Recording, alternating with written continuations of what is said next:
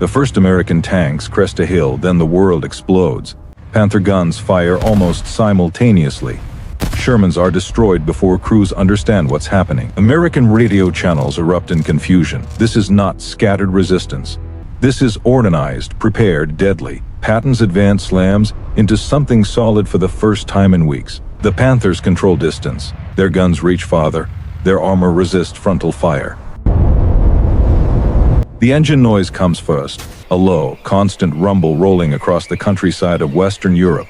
American tanks move in long columns, tracks tearing through mud, exhaust hanging in the cold air. General George S. Patton stands at the edge of a road, watching the advance. His army is moving faster than anyone believed possible. The 5th Panzer Division must hold this line. But the supply routes are compromised, General. Then, far behind German lines, a desperate decision is made. A German general looks at a map, filled with red arrows pushing relentlessly east. He knows the truth. This is not a counterattack. This is not a breakthrough. This is a last stand. He gives the order, send the Panthers. All of them, brand new tanks, fresh from factories, rushed straight to the front. Their mission is simple: stop Patton. In real history, most never return. But tonight, we ask a dangerous question. What if they did? By late 1944, World War II is already decided in one sense. Germany is losing. The Luftwaffe is broken. Fuel is scarce. Factories are bombed daily. Experienced crews are dead or captured. But wars are not ended by certainty, they are ended by time. Germany does not need victory anymore. It needs delay. Every day the Allies are slowed means more defenses built, more refugees moved, more political bargaining, and no Allied general threatens that timeline more than Patton. George Patton is not careful. He does not wait. He does not pause. He attacks before enemies are ready. Where other generals secure flanks, Patton pushes forward. Where others consolidate, he accelerates. His army becomes a weapon of momentum. Sehen Sie das hier, Herr Major. Die Nachschubwege sind offen. Tatsächlich. Das ändert die Lage erheblich. German officers learn this quickly. Patton doesn't just break defenses, he breaks planning. Every mile he advances forces German commanders to abandon positions before they are ready. And that speed is terrifying. Germany still has one thing the Allies respect: the Panther tank on paper. It is terrifying, thick frontal armor, a powerful long-barrel gun, high speed for its size. At long range, it can destroy Sherman tanks before they can respond. German engineers designed it as the perfect answer to Allied armor, but perfection on paper means nothing in real war. In reality, the Panthers fail for reasons that have nothing to do with firepower. Fuel shortages strand them on roads. Engines break down before battles begin. Allied aircraft hunt them relentlessly. Many never fire a shot. Others are abandoned by crews who have no fuel to escape. Only a handful return. Patton continues forward. Germany collapses.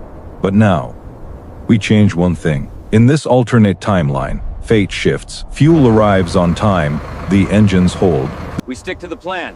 Maintain radio silence until 0800. The crews are experienced veterans, not rushed replacements. The Panthers reach their ambush positions intact. They dig in along wooded ridgelines and narrow roads. They wait. Patton's scouts report light resistance. The advance continues. The first American tanks crest a hill, then the world explodes. Panther guns fire almost simultaneously. Shermans are destroyed before crews understand what's happening. American radio channels erupt in confusion. This is not scattered resistance. This is organized, prepared, deadly. Patton's advance slams into something solid for the first time in weeks. The Panthers control distance. Their guns reach farther. Their armor resists frontal fire. In simple terms, they decide when the fight happens. American crews are brave, but bravery cannot change physics. Losses rise quickly. The advance slows. For Germany, time is finally being bought. Adjust the boundary here. We move through the gap at first light. Patton does not freeze. He adapts. Artillery is brought forward. Fighter bombers are called in.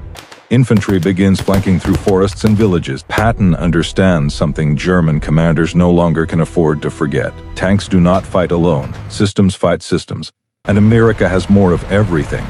Once Allied aircraft arrive, the battlefield shifts again. Panthers are powerful, but visible. Smoke plumes betray positions. Movement is spotted instantly. Bombs fall. The Panthers survive longer than expected, but losses mount.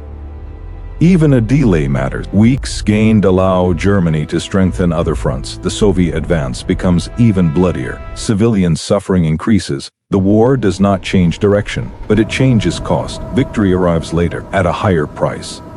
Even in this best-case scenario, Germany faces reality. Fuel runs out again.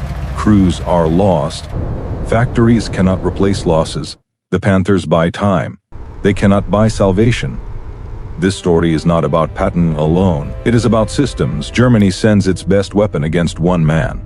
America answers with an entire war machine. That difference decides everything. If 60 German Panthers had stopped Patton, World War II would not be won by Germany, but it would bleed longer.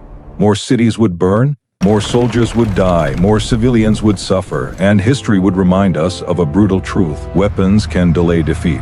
They cannot reverse it. If you enjoy cinematic World War II alternate history like this, subscribe to Battle Paradox, because history isn't fixed, it's fragile.